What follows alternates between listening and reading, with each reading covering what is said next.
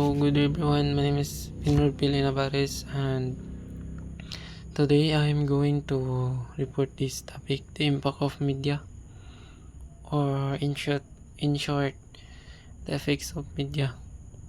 So that we all know that social media is very helpful sa atong daily life, ug gamit po kayo siya para sa atong pagsigila. So first is communicate effectively in speech and writing.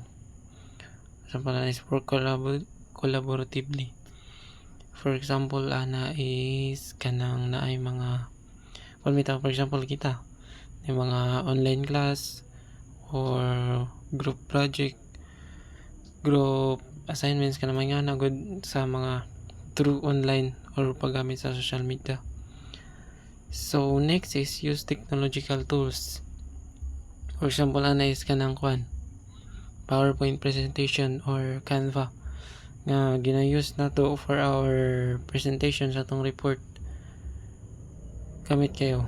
So next is analyze problems, set goals, and formulate strategies for achieving those goals. For example, ana is kanang mag-research ka o kanang mga problems nga for example, ana is kanang mga solving problems para ng math.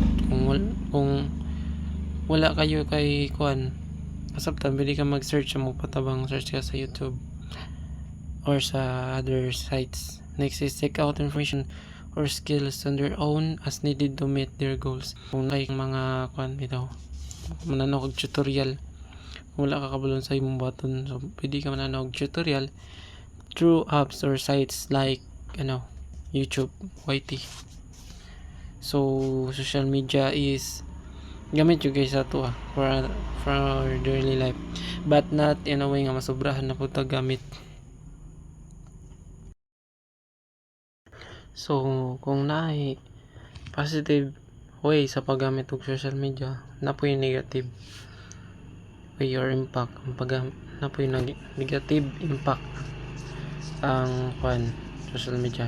So first is children will increase antisocial aggressive behavior. Kanang kung ang bata bitaw kanang sigta na cartoon, kung pagasundugon nila na ba pagdali ra kay masuko ang isa ka sa cartoon, ang bata pod magsige na lang nagkasuko, kumbaga nakuha na siya ba kanang na addict na dito sa murag nasundog na niya ang kinuha sa cartoon sa mga movies like yung ana. So children may become less sensitive violence and these who suffer from violence. Kanang mga bata bito nga sigtan na cartoons, kanang nagtuo sila bitaw okay ra na nga nga butang. For example lang, young classmate is kanang nasamad lagi kana nasakitan, so nagtuo ra siya okay ra na tungod sa sige tanaw og cartoon mo nang effect sana sa social media. Children may view the world as violent and may become more faithful. Being victim ka na magtigtan na og bitaw kanang patay-patay ingana feel pud niya kay feel sa bata kay murag siya pud ang victim bitaw. Una nga murag makuanan siya bitaw kanang sitawag na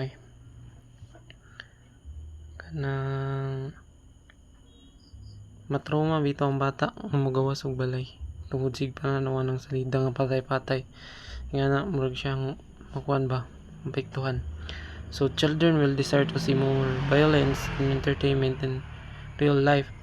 For example, pag ang bata magsigta na og kanang cartoons nga sumbagay nga pag mukha na sa kanang real life bitaw, pag na magsumbagay dili na niya awaton na niya, hala sige sumbagay mo kana mas ganahan mo ko ng bata na.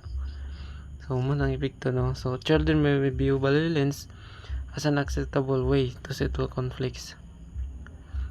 Kana bitong ang bata is paagi na lang niya sa sumbagay kay for example ang bata is sila kanang nag-away sila ba kanang na sila conflict sa isa pud niya ka classmate. So kung ang bata nga kuan wala siya kabalon sa akong pagbala na ipagi na niya sumbagay, nagtuo siya ang kanang pagsumbagay is mo lang way para ma-solve ang ilang problem, di ba? Ana siya manang kung gayo ang social media, no? So next is implication to child care, education and parenting. Support children's development by actively engaging in their growth, using their curiosity to boost learning and providing a safe space for exploration and risk taking. So katong mga parents nga naay mga child, mga anak, tudloan na to tong bata nga mogamit og social media in a way of positive. Kanang mogamit magaling social media, kanang tudloan ng bata kung saan pagkuan gamit, like magtuon og mga words, mga letters kanang may ngana.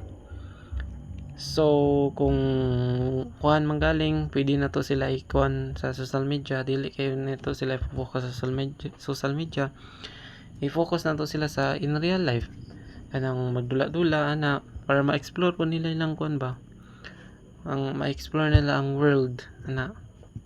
So kutong na mga child, mga nanay na diha, so tagaan ninyo time inyong anak na mag-explore, dili lang sa social media. Baga dili niya ibabad yung nag-social media, balanse lang ana. So mura to. Thank you.